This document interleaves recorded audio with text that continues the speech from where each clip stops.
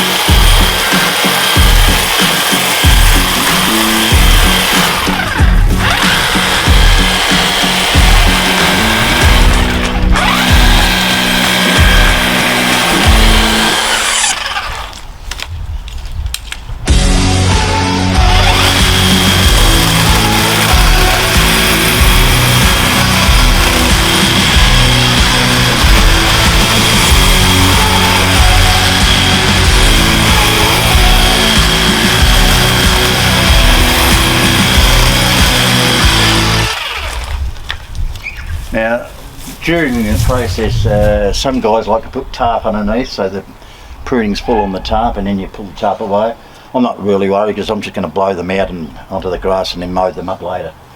So it's just a matter of working on it slowly by slowly, a little bit by little bit, until we get the right thing. So let's do some more.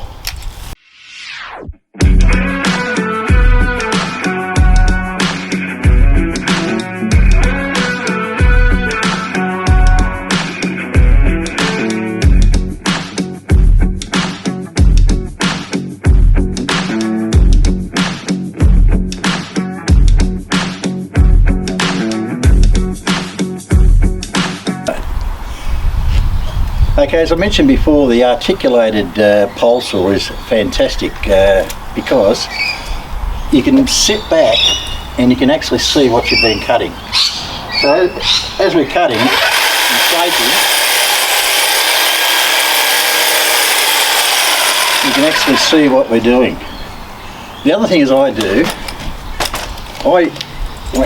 that's straight on. So that means what I like to do is have that offset just a fraction, so that I can actually cut and I can actually see on the side. So especially if I'm doing a wall, I can actually look at the face of the wall and pruning up by using the articulated, just flashing up. Of course, articulated, even in tight areas, you can move around anywhere you like. So you don't need to have it now. This thing, I've never been caught out. This thing can do extremely good areas. Alright, as I mentioned before, we have that offset and we're going to prune with the grain. I'm just going to shape our plant until we get some balls out of it. Okay.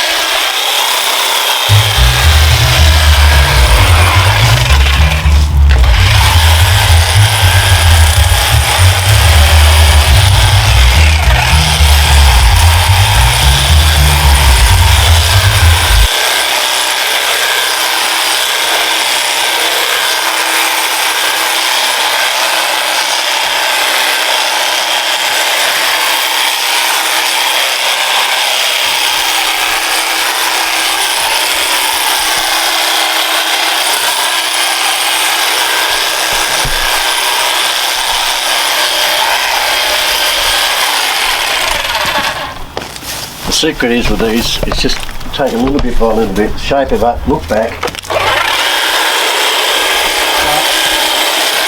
start working your angles, just keep pulling away, and just a little bit by a little bit, and you'll finally get your shape. These haven't been done for a long time, so mightn't get it perfect the first time, but each time you come back here, you'll certainly get it.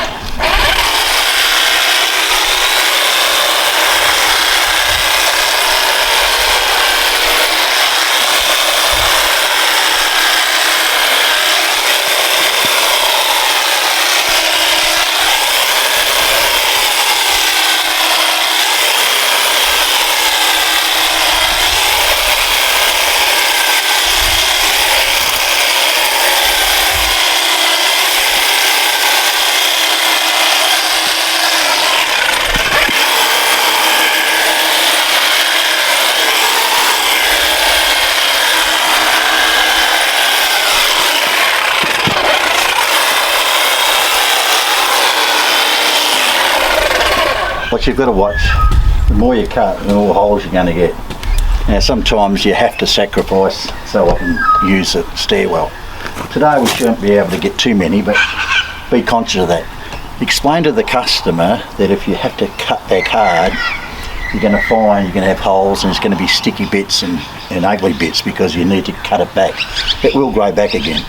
But it's a matter of communicating to the customer, making sure they understand what they're going to get at the end. If they want a perfect trimmed hedge, well, they might have to sacrifice some space. Otherwise, be prepared to go hard.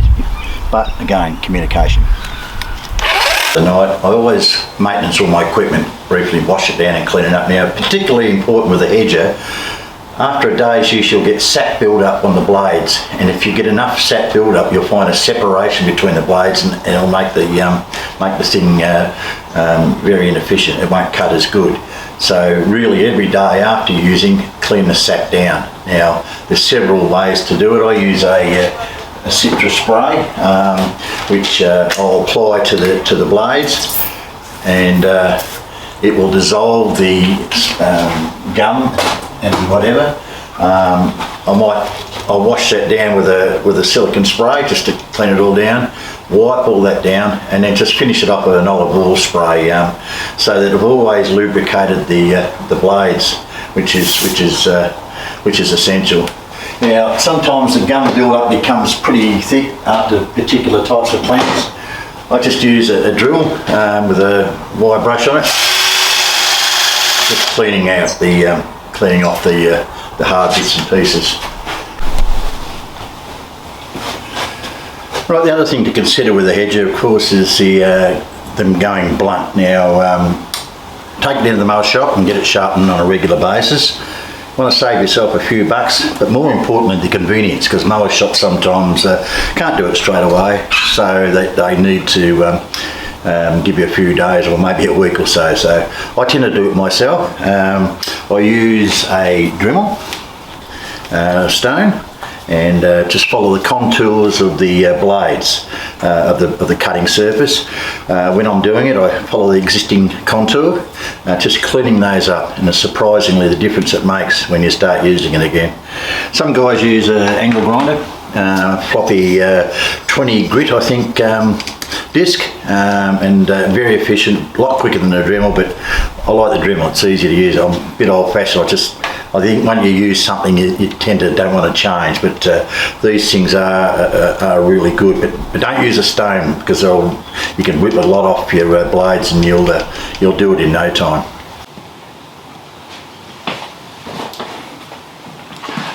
Alright, when we use the Dremel, as we said, we're going to follow the contour of each blade. Remember, it's double-sided, so you've got to flip it over and do the other side. So generally, it's just cleaning the surface.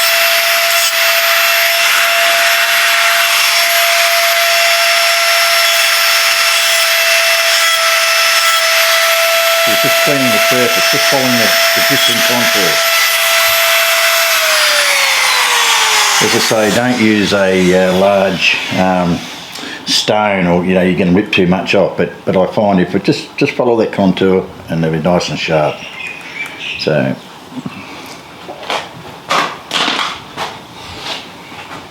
But just check out the YouTube channels, and there's lots of channels of guys giving you tips on sharpening, and you'll find your own way, but have a think about doing that.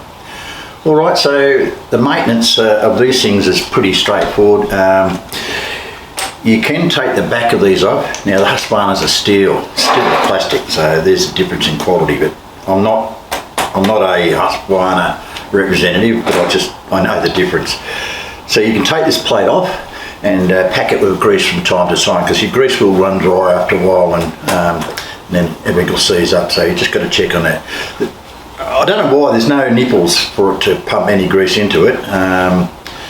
On the mechanical ones of the petrol ones they do, but the battery ones there's no way of doing it unless you take the plate off. But you don't have to do it. It's only probably every 100, 150, maybe 200 hours that you'd even consider doing that, because you don't want too much grease and end up spitting out all over your plants and up your drive shaft. So just check that from time to time, but you only need a little bit in just to keep it lubricated inside. Alright, so that's the maintenance, and of course the only other maintenance I have to do with it is take the battery out and charge it, because if I forget to charge it I won't be able to do any work, but I've got quite a few. Just one other thing, when I was explaining pruning before about this hedger, the little attachment at the end, it allows you to extend.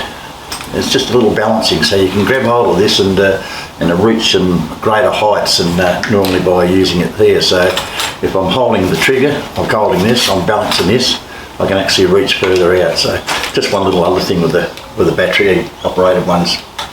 All right, so we'll wind up now, and we'll see what we got to say at the end. The only other part of the hedging that I'd like to discuss is the pricing, the quoting of it. When you're first starting out hedges, you'll have no idea of how long it's going to take. So it's going to be a trial and error and practice. When you're first starting out, what I used to do is just practice on my own hedges, or my parents, or any family members, and just see how long it takes you to do things, and work out how much or how long it'll take you. As you get more experienced, you'll be able to look at the hedge and say, yes, it'll take me 2 hours, multiplied by hourly rate, add your tipping fee and your travel times, and you'll come up with a suitable quote. Now, with hedging, as you've seen, the demonstration I was performing, I was a bit rushed obviously because I'm filming, but I would have taken a lot longer than that. I would have made sure those edges were trimmed up a lot more square on the potassium hedges. Only for the video I was sort of rushing through that, but I would take my time, probably twice as long as I took, because at the end of the day, if you want to charge a top dollar, you've got to provide a top job. And as you'll see in some of these examples now, these are some of the little gardens that I look after. That's the type of quality of work my customers expect. Now, when you look at the site and people ask for a quote, you've got to communicate, as I've explained before, to exactly what they want and what you can provide. They'll say, you've got to ask questions. Do you want it square? Do you want it round? Do you want it, you've got to ask specifically what they want. Then you've got to break it down and say to them, all right, if we're going to reduce this, or we're going to take so much off, it's going to go back to the wooded part of the plant, and therefore it's not going to look too good at the start. Eventually it will grow back. Now, obviously some plants like the conifers and that sort of type of family, once you go in, that's it. You can't come back again. It just looks so bad. Whereas other varieties, you can really chop hard and they'll be back within months. So it's important to communicate with the customer, to say that what you'll do and you'll achieve a result, and sort of visualise, or get them to visualise what you will provide them. So when the job's finished, they're not going to get a shock that they'll see holes in the hedge, or because they want it right back at the footpath, it's going to be quite woody and looking pretty ordinary. And on the other hand, if you're going to do a beautiful job and you can achieve it without cutting in it too much, you can explain to them, look, this is going to come up slick, it's going to be really, really nice. So when you're quoting, just add all those factors in. So you might think it take an hour. Sometimes you can add that 50% more time on to actually what it's going to take you, because you need to take little bits, step back, look, and make sure everything's squared up before you finish the job. So just bear that in mind. And of course, cleaning up. Now, some people use tarps, which is clean, which is quick. I do that sometimes, or sometimes I'll just blow it out onto the grass and then mow it up, depending on the site. So you must take that into account on time, and of course, travelling to the tip fees, and your time taken. So it might not be just 2 hours multiplied by your hourly rate. It might mean extra time of other things. So just add all that up into your quotation. Okay.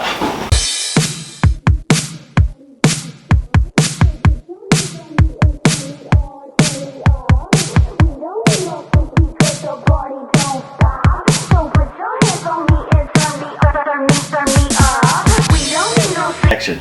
Well, there you go, viewers. That's just a little demonstration of pruning. I was in a bit of a hurry, so excuse the little bits and pieces there. But what we did is we had a look at the types of edges to use, from the hand to the handheld to the petrol to the battery. When you're considering hedging, have a look at all those options.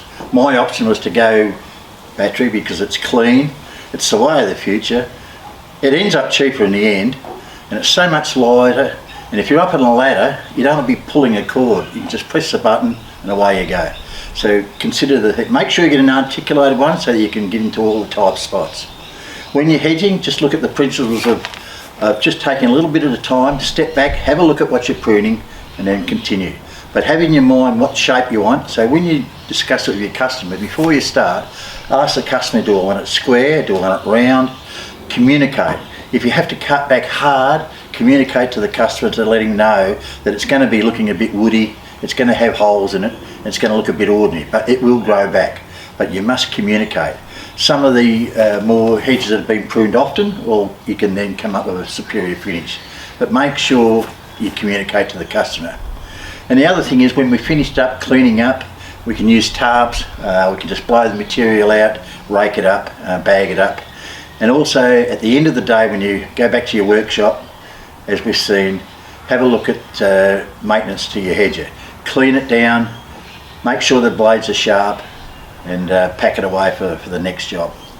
Alright viewers, there you have it, that's our lot, and we'll see you on the next video, and thanks for watching, and don't forget to subscribe. Please. Okay, bye.